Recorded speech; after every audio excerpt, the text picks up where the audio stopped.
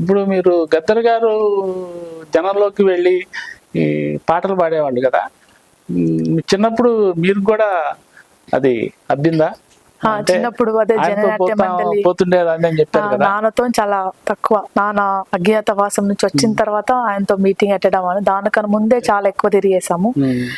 అప్పుడు నేను ఎక్కువ పాటల కంటే ఎక్కువ డాన్స్ వేసేదాన్ని. Okay okay.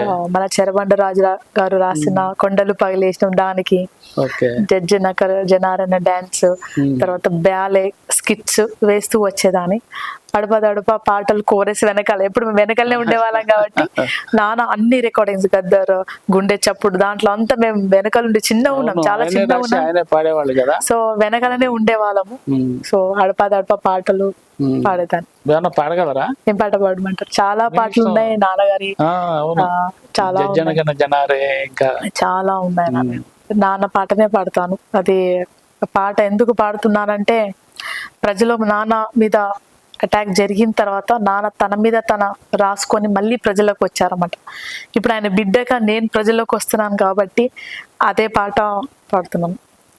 నన్ను గన్న తల్లులారా, తెలుగు తల్లి పల్లెలారా, మీ పాటనై వస్తున్నానమ్మో మాయమ్మాలారా, మీ పాదాలకు వందనాలమ్మో మాయమ్మాలారా, జజన్క జన్నని జనం పాట పాడుతాను, రెలా రే రే అని రేలా పాట పాడుతాను, మీ పాటల్లో పదము నవ్వుతాను మాయమ్మాలారా, మీ పాదాలకు గజ్జే నవ్వుతాను మాయమ్మాలారా, త్వరబడ్డ ఊపిరి తిత్తి ఊదు మంది రాగం దేశి, ఆ కిడ్నీ పొంటిపోయిన తూట మీటూ మంది కిన్నరనేమో, ఆ ఎడమా చేలి బలే బలే ఆ ఎడమా చేల చీల్చిన తూట ఎత్తు మంది ఎర్రాజెండా, ఆ వెన్న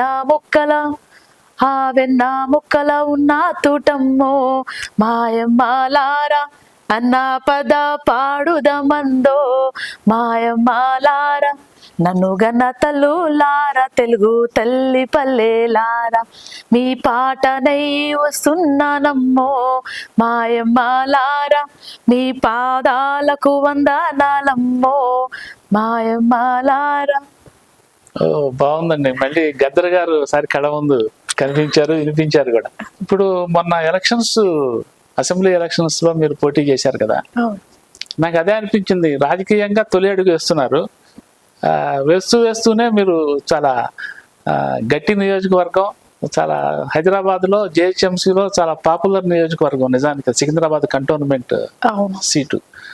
మీరు దాన్ని సరే అక్కడ మీరు లోకల్ అనుకోండి, ఆ ఏరియా ప్లస్ మీ నేటివిటీ, అక్కడ పోటీ చేశారు.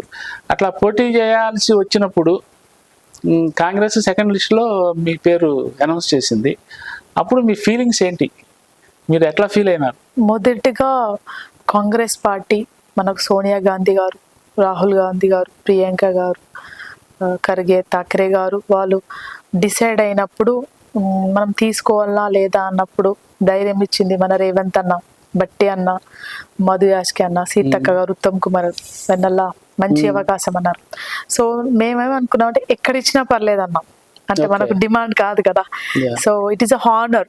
So what ever honour the respect their given to us, ఎక్కడైనా పర్లే అన్నాం. సో అది వాళ్ళు డిసైడ్ చేసింది కంటోన్మెంట్ అన్నారు.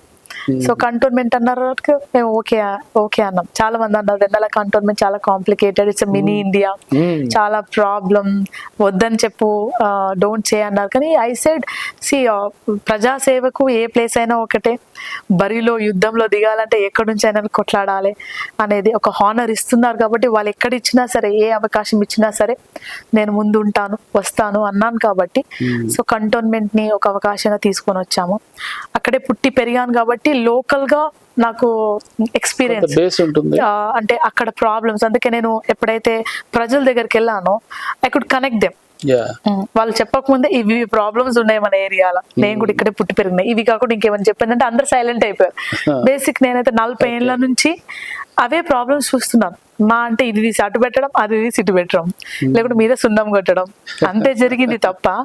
సో బేసిక్ గ్రౌండ్ లెవెల్ నుంచి, రూట్ లెవెల్ నుంచి ప్రాబ్లమ్ సాల్వ్ కాలేదు. అది ఒక నాకు ఒక గట్టి మెసేజ్ ఇవ్వడానికి పని వచ్చింది. కాకపోతే ఇట్ ఇస్ ఎందుకు కాంప్లికేటెడ్ అంటారంటే ఇట్స్ మినీ ఇండియా. అన్ని కులాల వారు, అన్ని మతాల వారు ఉంటారు కాబట్టి వాళ్ళని సమకూర్చడము, వాళ్ళని మోటివేట్ చేయడము కొంచెం కష్టంగా. మామూలు సివిలియన్స్ ప్లస్ అండ్ ఇంకోటి ఏంటంటే సెంట్రల్ పరిపాలన, డిఫెన్స్ పరిపాలన, మన స్టేట్ పరిపాలన. సో ఇది కూడా ఉంది కాబట్టి తొందరగా డెవలప్మెంట్ కాకపోవడం కారణం, సపోర్ట్ ని గ్యాదర్ చేయడం కాకపోవడం కారణం, అలా చాలా ఇష్యూస్ ఉన్నాయి. సో అది మీ ఆప్షన్ కాదు యాక్చువల్లీ, మీకు ఏదైనా సిద్ధపడ్డారు, దేనికైనా సిద్ధపడ్డారు, పార్టీ సెలెక్ట్ చేసింది ఆ సీటు. ఇప్పుడు అక్కడ మీ ప్రత్యర్థి లాస్య నందిత, ఆమెకి అభినందనలు చెప్పారా? చెప్పాను. నామినేషన్ డే చేసేటప్పుడు కూడా మేము కలుసుకొని visit each other, all the best. Because మా ఫ్యామిలీ మెంబర్ సాయి అన్న చాలా సార్లు ఇంటికి వచ్చారు, చాలా సార్లు మేము అమ్మ అందరం ఇంటికి వెళ్ళాం. We all are family members. Sai అన్న గారు కూడా చాలా సీనియర్, 5 times అక్కడ ఎలక్ట్ అయినారు. అంటే మళ్ళీ జనరేషన్ మారింది కదా, ఇప్పుడు ఆమె మీకు ప్రత్యర్థి అయినారు కదా మన ఎలక్షన్స్ లో. అంటే జనరల్ ఏమంటామంటే మనము గేమ్ లో ఉన్నప్పుడు ఫ్యామిలీ మెంబర్స్ అక్కడ ఇక్కడ game is game, we need to fight on the field. But when we are back to home, we are all family members. That is what message I am giving to all our people. ఏంటంటే మనము దేనికోసం కొట్లాడుతున్నాం, right? ఒక సిద్ధాంతాన్ని పట్టుకొని పోయినప్పుడు ఒక system గురించి వ్యతిరేకిస్తున్నాం, ఆ సిస్టమ్ బాగాలేదని వ్యతిరేకిస్తున్నాం. అట్లా అని ఇండివిజువల్ గా మనము we are not supposed to go to individuality, అట్లా అన్నమాట.